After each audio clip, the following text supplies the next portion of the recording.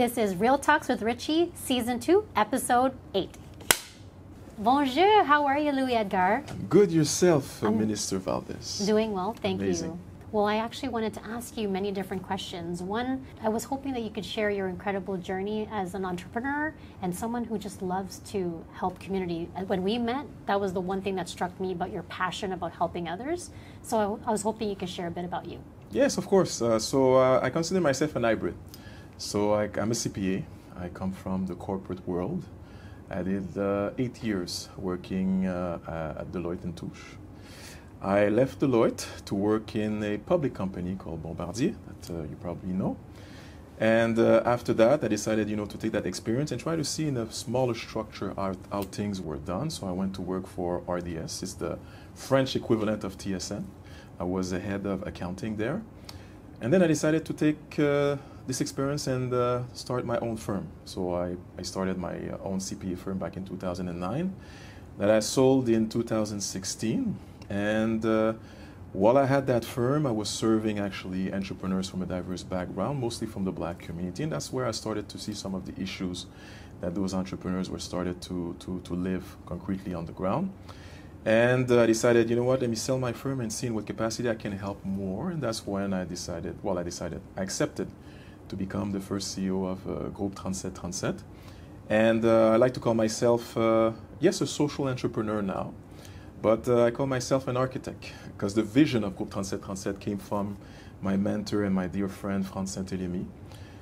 He had that vision and, the vision was so convincing. So he asked me, Edgar, do you accept to kind of try to craft the first iteration per se of Groupe Tronet and try to build that ecosystem of support for entrepreneurs from a diverse background with a priority for the Black community. So I've been a social entrepreneur since then. So that's why I call myself an hybrid. Corporate entrepreneur and social entrepreneur. Well, you and I have very similar stories. I too came from corporate banking, then moved and became an entrepreneur when I discovered baking my daughter's first birthday cake. So amazing. I totally understand what that's like. And then of course, social enterprises in terms of helping community. I absolutely love that story. But I asked you, if you recall, when I first met, where did the name Tronet came from? So if you can just elaborate on that before we move on. Yes, for sure. So there's the quick and boring story, and there's the more fun story. The quick and boring is that the headquarters are located at 3737 Boulevard Crémazie in Montreal, in a neighborhood called Saint-Michel. It's considered as an underprivileged neighborhood. It was in 2014 the second poorest neighborhood in Canada after Montreal Nord, that's right beside it. The more compelling story, so I touched on the founder, one of the co-founders of Groupe Tronet, Franz Saint-Elémy. So back in the 1970s, the building where we are, it was a textile factory. So his mother, so he lived in Saint-Michel, so his mother every morning presented herself to that factory. And not the owner, but how you say that? In French, they say contremaître, so the person that runs and they selects who's going to work for that day. So her mother presented herself in the morning, early in the morning, in the perspective of being selected to work for that day. More often than none, she was selected. And that's the way that she's been able to feed the mouth of not only Franz Saint-Elémy, but I think 7 brothers and sisters. Wow. So that's where actually the more compelling story comes from. His mother was a factory worker in that a factory, and she was able to feed the mouth of her daughters and sons. And Franz has always been so grateful about that neighborhood, about that factory. So in 2011, when he saw the opportunity of buying, so it's a 12-story building. It was totally renovated back in 2011, and he had the opportunity of buying one of the floors. So he decided, I want to give back to the neighborhood that kind of see me grow. And he bought one of the floors, and he started to start crafting his vision of this ecosystem that we have built today. So that's the story behind the 3737. So there was a reunion or a regroupment of several entrepreneurs. I have the privilege of being one of these first entrepreneurs.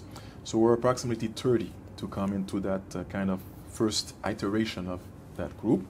It was pretty much informal at the beginning, but we came together as a group and we decided to, you know what, let's call ourselves Groupe 3737. And that's what we decided to do. At the beginning, it was more informal. So it's a bunch of entrepreneurs that came together, tried to synergize, tried to do business, do some referencing amongst each other. And what we were doing, it was working. By working informally, we were starting to really create wealth, create jobs, kind of change the dynamic of that neighborhood. Remember, I mentioned it was an underprivileged neighborhood. So the idea and the vision behind Groupe 3737 is to utilize entrepreneurship and to see in what capacity we could kind of, create some form of microeconomy and create by referencing to each other some business and work with each other, try to create wealth, create jobs. And we did it. It worked.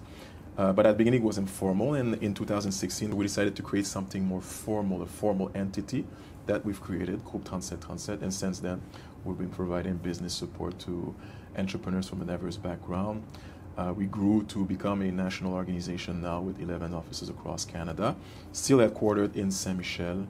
I'm glad to say that today we have been able to help more than 3,500 entrepreneurs, helping the creation of more than 2,000 jobs, and collectively the businesses that we have supported have generated more than $230 million of revenues. So these results mostly occurred in Quebec, in the province of Quebec.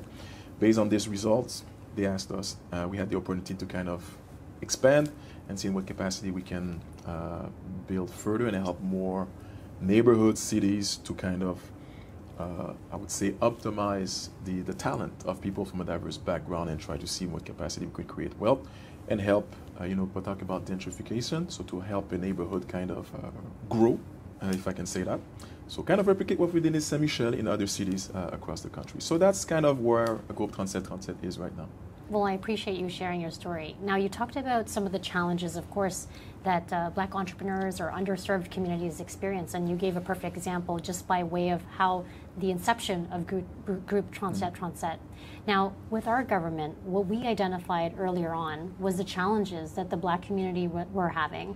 And so through the Black Entrepreneurship Program, the whole intent of it was to work with the Black entrepreneurs and the community to help us define what and how can we make that change to help Black entrepreneurs and empower them to become better and to empower them to become entrepreneurs in this country.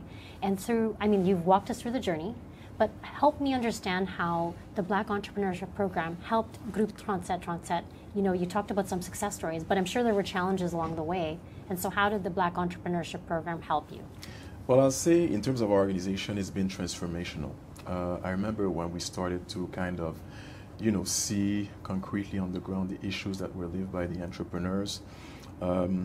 We kind of decided, so again, Groupe 3737 at the base is to help entrepreneurs from a diverse background. But what we're trying to do, based on what we saw on the ground, to go with priorities. We identified some communities that have more difficulties on the ground. The indigenous community, the Arab community, but as well the Black community. And what we decided to do, we decided to really focus on where the needs are the greatest, and that's why we decided to focus really on the Black community. That being said, what we're trying to do is really address issues of access. All right, we talk about access to network, access to resources, but most importantly, access to capital. For whatever reasons, they're well documented, those reasons. The Black community didn't have the same access to those important resources to be able to help them thrive in their different initiative or their different projects. So that's when it was important to kind of see in what capacity we could help specifically the Black community in addressing those three issues. And that was the amazing part of it, is that I always say we don't have the pretension of doing the work all by ourselves. We have an expertise, we have a methodology, but it's important to work with partners, to work with what I call an ecosystem of support, whether it's coming from the public sector, whether it's coming from the private sector, the academic sector, the community sector. So it's an ecosystem that we build to make sure that we support entrepreneurs from a diverse background and the ones coming from the Black community. And in terms of the Black Entrepreneurship Program, I remember at the beginning, so we worked with several leaders across the country just to make sure that, we share the issues that were lived by that specific community on the ground. And what has been amazing is when we started to have that dialogue with the government, the level of listening, but also what I'll say, the level of trust right off the bat was transformational for us. We worked towards, based on the needs, to kind of propose a kind of solution to be able to support those entrepreneurs. So it was so well received, and it was in line, I think, with the intention that was there by the government to kind of address the issues that were lived by the Black community. And in terms of the Black Entrepreneurship Program, again, we proposed a structure. It was well received, and the government decided to invest and trust not only individuals, not only Black-led organizations, but to trust the community, to empower, not only empower themselves, but to empower Canada as a whole. And that's what's amazing. And in terms of, what the way that the exchange with the government, how it was more in, let me understand what's happening in the community, instead of, we understand and we'll craft something ourselves. It's more like, let's work with the Black community, let's understand what are the needs, and make sure that this initiative, although the government invests, but let's make sure that it invests, but it's crafted and structured and empowered by Blacks for Blacks. So that's the part that I feel that it's amazing, and it's been a pleasure to work with the federal government, and especially through the Black Entrepreneurship Program. With Group Tronet, one of the things you mentioned was the impact. 3,750 entrepreneurs you've been able to help. Nationally, through the Black Entrepreneurship Program, we've actually helped 16,000 entrepreneurs already. Amazing. Since we started. That's only just a handful of years. Exactly. And that impact, I've been able to meet so many incredible Black entrepreneurs across this country, like organizations like the Canadian Imperial Advantage, for example. And I've seen the impact myself. I see how important the Black Entrepreneurship Loan Funds, and we've already dispersed close to $60 million in loans. This is real capital helping empower Black entrepreneurs start or scale up their business. Totally. And this work couldn't have been done without working with you. So I want to thank you so much for partnering with us to do that. And I think something you said that was really important. You said trust. And look, we live in a country where we've had a history of systemic racism, real problems that held Black entrepreneurs or Black Canadians back from being able to access targeted supports for them. And so now we've been able to break through some of those barriers, and we're making real progress. Totally. Could you share with me some, stories that come to mind as you kind of maybe some success stories of entrepreneurs you've met and who you've impacted because of the Black Entrepreneurship Program? That's amazing. So I think in terms of impact, and just to touch, before I go to the stories, to touch on the actual impact, we talk about the creation through the Black Entrepreneurship Program of close to 4,000 jobs. This is concrete. We talk about the generation of more than $220 million of revenues, new revenues through those Black entrepreneurs. We talk about, we talk about access to capital funding through the FACE Coalition. It's more than $60 million actually that was actually disbursed to Black entrepreneurs across the country. And the impact of these resources has been tremendous. And when we talk about impact, I'm thinking of, for example, there's one entrepreneur. So the Black Entrepreneurship Program, for the listeners to understand, there are three pieces, right? So there's the Black Loan Fund, there's the Black Ecosystem Fund, and there's the Knowledge Hub, right? Three pieces. The Knowledge Hub focuses on data collection to make sure we understand, based on data, how to pivot and support the Black community. There's the ecosystem funding, that this is direct and concrete business support to Black entrepreneurs. And there's the loan portion that addresses the issues of access to capital. Those three parts works in synergy. The synergy of these three parts is tremendous. For example, we have one entrepreneur. He's been able to scale his business. So he started a startup, right? He had an idea. he had to use a factory, and unfortunately, he didn't have access to funding to be able to get the first equipment for his factory, right? So what we've been able to do is first to make sure we structure it accordingly in terms of making him ready to commercialize and to make sure that he's able to have the proper structure to be able to access to that so important funding. So the business support part helped him a great deal to kind of craft the first kind of stones or the foundation of his business. And then to be able to put some gas in his operation, the funding part. I remember I mentioned he had some issues of access. He went to some financial institutions, and unfortunately, for reasons that are well documented, was not able to get the funding. Through the Black Loan Fund and through the FACE Coalition, what's important is terms of, in order to facilitate the access to those capital, we have to decrease actually the criteria. There's a lot of the funding is attributed, I'm not saying it's not important, but it's attributed to the beacon score, to the credit score.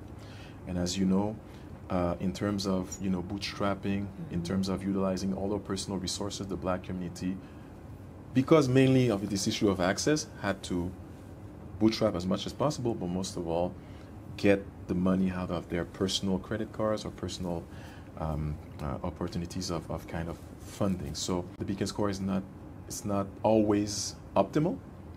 So what we wanted to do is to make sure that we decrease the criteria that relates to the beacon score and have facilitate access to those capitals. So that being said, that particular entrepreneur was able to get the funding through FACE. So we got a first funding of 100K. Just to start, we go slowly. We don't need to go all the way to the 250, right? So he was able to get his first equipment. He started to get employees. He started to scale a little bit more. And when we were at a point where he needed more employees and to scale more to be able to honor some new contract, then he made another request. So he was able to get the additional $250,000 loan from the FACE Coalition and the Black Loan portion of the BEP. I'm so glad to say that now he has become the #1 tempeh producer in Quebec. Wow. He has now a new facility that he is pushing through. He had some challenges, right, in terms of what we're talking about loans, right? So what we want to make sure now to bring him to the other level and bring him to scale now to go from 5 employees to 15, 20, 30 employees. Now he needs funding that is higher. So funding that is somewhere between $250 and $1 million, $1.5 million. And that brings me to the other point. So in terms of resources, right, what's amazing with the Black Entrepreneurship Program, it was kind of a first, I would say that, iteration of concrete resources to support the Black community to pass the startup phase. Now we have so many entrepreneurs from the Black community that have passed the startup phase that they need funding between $250,000 and $5 million. So there's currently a gap. So that's why it's important. The reason why I'm saying this is that it's important to continue the work. It's one thing to get the entrepreneur off the ground, but it's another thing to be able to help him scale more. And for that, we need specific resources to help him do that, right? Yep. FACE Coalition can go up to 250. That's the maximum, but the intention is to see how can we increase the pool of capital of the FACE Coalition or other organization that supports the Black community and make sure that we're able to bring those entrepreneurs that started, right, and to bring them to the other level and make them scale even more, get to 50, 100 employees, and continue to create those amazing success stories. And again, those success stories is to, again, empower the Black community, create wealth through the Black community in Canada. And like they say, if you create wealth amongst the Black community across Canada, you create wealth for Canada as a whole. So that's one of the success stories that I can mention. There's so much others. There's this business. So it's more a tech business. He's in AI. So what he does is that he has created an algorithm to be able to help decision makers in the human resources department. Wow. So he started with an idea. Yeah. We've been able to support him and bring him to a point where he was able to develop his idea. We're doing yearly trade missions. So he came to our first 2 trade missions, He was at a point that he needed to scale, so he was able to secure a contract in our first trade mission that we had in France. After that, we went to Senegal. He was able to create a new entity in Senegal. And through the support of Groupe 3737 and also the resources that Groupe 3737 had through the Black Entrepreneurship Program, mostly to the ecosystem funding, this is something that has been helped that company. Now today, I'm glad to say they are close to 50 employees. Wow. They generated more than $40 million of revenues. They have an office in Senegal. They're looking to open an office in Benin, in Africa. And they have contracts also in Europe. So that's another success story. But now he's at a point, again, he needs to scale more, so he needs more funding, right? So again, it comes to the point where, you know, those success stories, they've created so much in Canada, but now they're at a point where they need to bring it to the other level and create even more wealth and support, create more jobs, create more resources for our community here in Canada. So that's another success story I can share. I love those stories. You really articulated through those two stories, just two, how important the different areas of the Black Entrepreneurship Program, how important the funding is, the capital, that injection of capital to give that, you know, the confidence in that entrepreneur to say, oh my gosh, like I can do this. Like investing in equipment, like in your example, or, you know, giving them money to start up their AI business, all very important. But the second portion is the Black ecosystem program, and now through that, through the group Tronet, it's really helping empower that Black entrepreneur, and you're helping them through the journey. The third part of our Black Entrepreneurship Program that I love is the Black Entrepreneurship Knowledge Hub. Totally. And yes, you already mentioned we're collecting data, but we soft launched through the Black Entrepreneurship Knowledge Hub the very first ever Black Entrepreneurship mapping tool. Mm-hmm. It's literally putting Black entrepreneurs on a map, exactly. Virtually. And I love that what we're doing and the intention of it is to actually connect all Black entrepreneurs across our entire country, from the East Coast to West Coast. And I love how literally you can see who's in your local area. Or you can see if someone specializes in AI, like in your example. You can reach out to someone else who's also in that space and share and collaborate and work together and really compare notes and see how you can continue to work better together. I can't wait to like do a full, the official launch for that Black Entrepreneurship mapping tool, but that's also definitely helping. Exactly. And what I would say is that the start of the Black Knowledge Hub has been tremendous. But again, it's the start, right? In terms of value, we'd always talk about data. There's so much data through the Black Entrepreneurship Program. There are 43 organizations that were supported through the ecosystem fund of the Black Entrepreneurship Program. They've been supporting entrepreneurs all across the country. Groupe 3737 has the privilege of being one of those organizations that receive funding, and that's basically that funding that helped us start our national reach in all transparency. And now in terms of the data that we have collected through our 11 offices across Canada, this is a data, all pieces are intertwined, right? So we collect some of the data because we're doing some of the groundwork, and the intention is to see that data to make sure that it's properly shared through the Black Knowledge Hub. Same thing, we have the privilege, Groupe 3737, of being also one of the 4 intermediate organizations in another Black initiative called the Supporting Black Canadian Community Initiative. It's a building capacity for non-for-profit organization. We're one of the 4 intermediate organizations, and we have so much data that came from those non-for-profit organizations actually. So we talk about working in ecosystem. The intention is to make sure that these data collected by those organizations supported through the ecosystem fund of the Black Entrepreneurship Program, make sure that we work in connection and synergy with the Black Knowledge Hub to be able to kind of bonify the data collection piece they're already doing. And when you mentioned the mapping tool, the mapping actually is transformational. The mapping actually to know exactly where to go, who to go to be able to not only get support, but as well to understand where, in terms of services, entrepreneurs are located, and that's all across the country. So that piece again is tremendous. Now we talk about renewal of funding. You know, the Knowledge Hub was able to get, you know, a portion of the funding, but based on the need and based on where the Knowledge Hub is going now, I think the funding, to be transparent, is not sufficient. So what we're trying to do, we're trying to see how we can also implicate the corporate side to make sure that they invest and put some gas in that fire that is the Knowledge Hub, some gas in the fire that is the Black Ecosystem Fund. And as well, we talk about the FACE Coalition. I'm also the privilege of being one of the co-founders and former chairperson.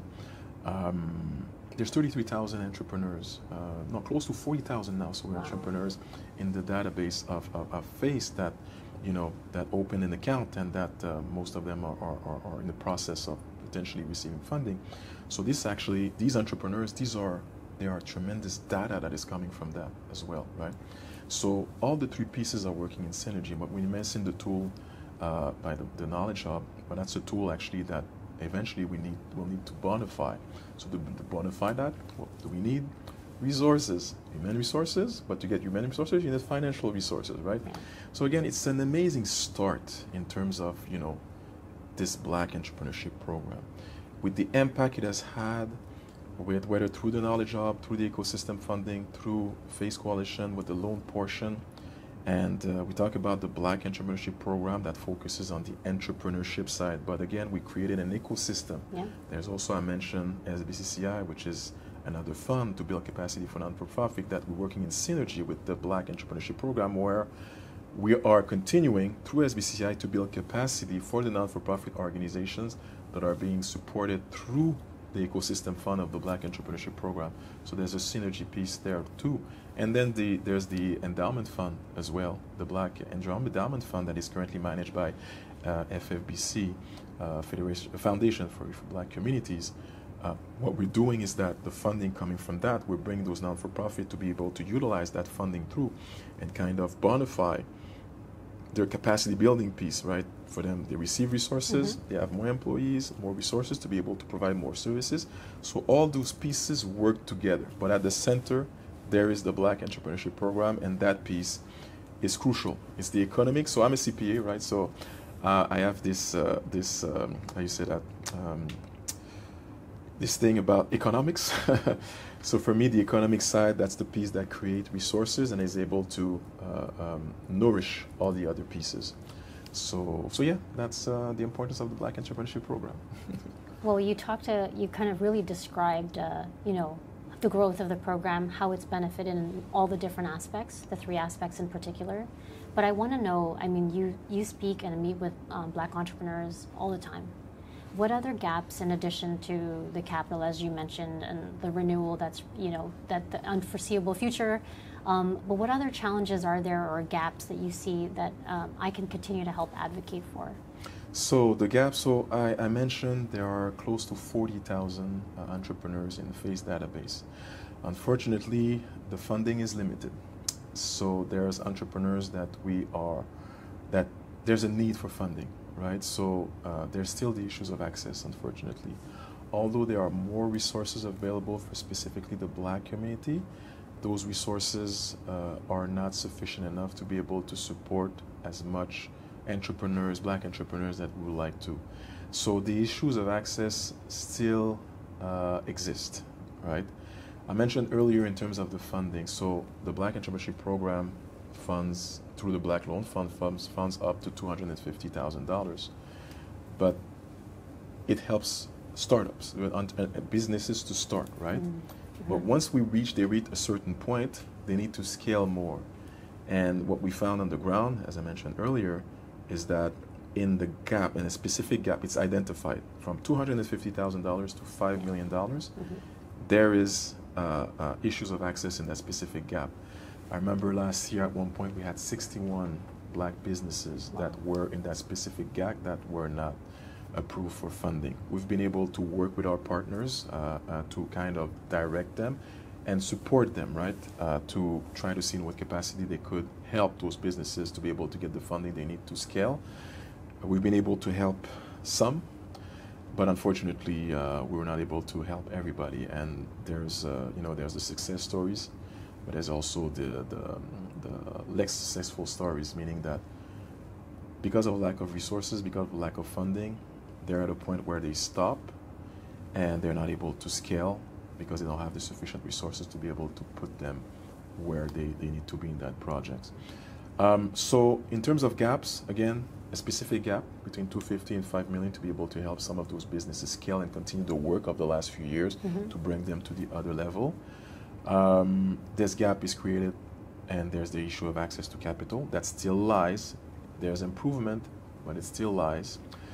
Another gap as well is in terms of business support. So in the support we've provided to our entrepreneurs, they've been advocating, not advocating, but they've been so grateful to the fact that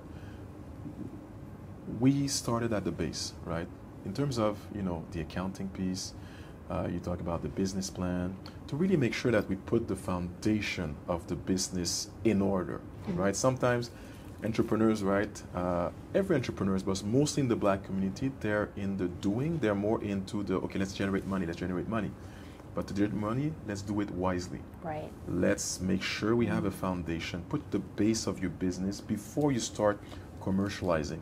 And that's the piece that the business support has been able to help towards. Groupe Tronet on our level, we have a methodology. And with the Black Entrepreneurship Program and the ecosystem funding, what it has helped us is kind of have more resources to kind of help more entrepreneurs to adhere to that methodology, right? So some of the gaps is that we found there's a lot of entrepreneurs, the basic foundation of their business, there's not enough support available because of lack of funding of organizations that provide business support to be able to help them put that foundation. We're able to do it at Groupe Tronet, but I know some other organizations that have more challenges in terms of being able to have sufficient resources to be able to provide the coaching necessary to help those entrepreneurs put those basic foundations. So that's another piece that we found concretely on the ground. And then, I mentioned the three issues of access to capital. I can do 2 hours talking about that issue.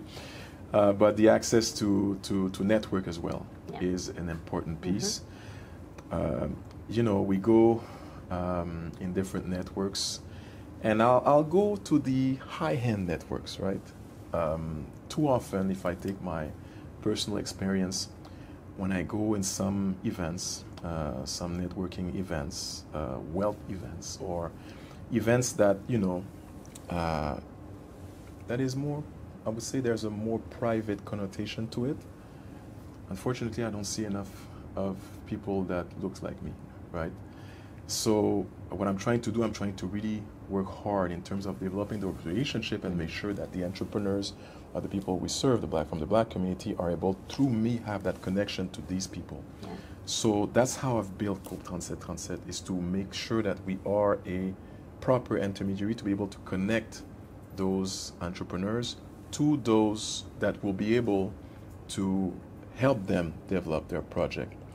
So access to network for whatever reason, and I can maybe up to a certain point understand, but not. I'm not understanding sometimes why there's not more of the Black community in those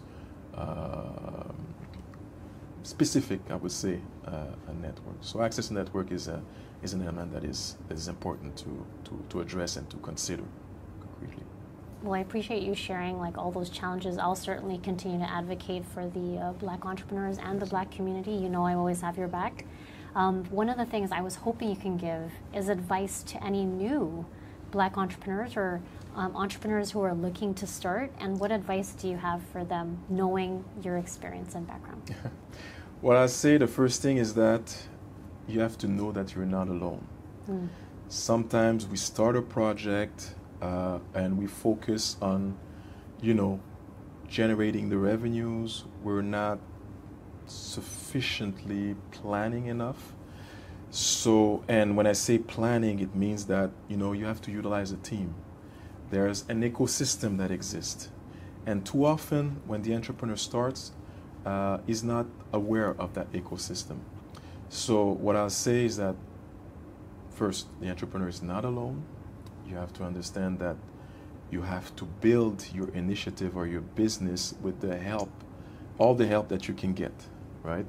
And when we say all the help that you can get, it means not only organizations, it means not only individuals, but it means as well the resources that are available.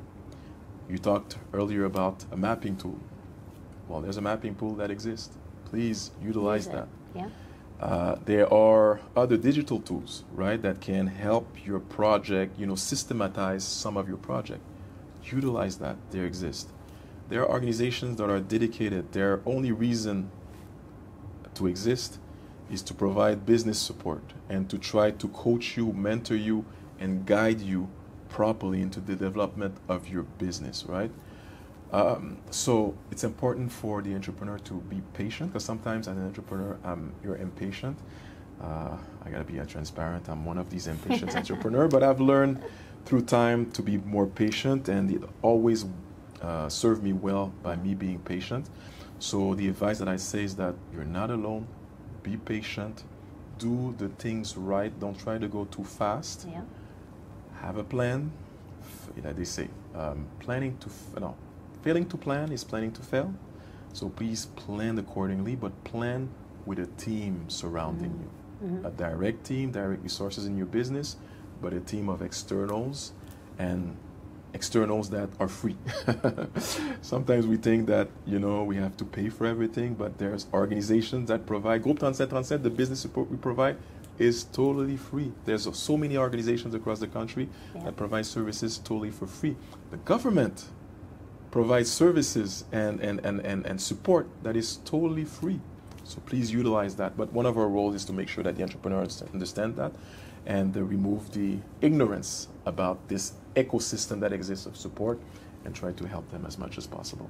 Well, thank you so much for being here. My number one job, I feel, as minister is communication. Yes. Helping dispel some of the myths and helping entrepreneurs. We're all so busy. We're like dug into our business, worrying about running our day-to-day. Sometimes we don't have an opportunity to say, okay, like what help is available for me? And so I want to thank you for being here to help me articulate, one, the benefit of the Black Entrepreneurship Program, two, to talk about Groupe Tronet, and really how you're helping so many amazing entrepreneurs all across this country. So thank you so much for being here, and I appreciate your time. It's a pleasure. Thank you for having me. It's a privilege to be able to do this with you. Thank you so much. Merci beaucoup. Merci beaucoup. Thank you so much. Amazing. Thank you so much.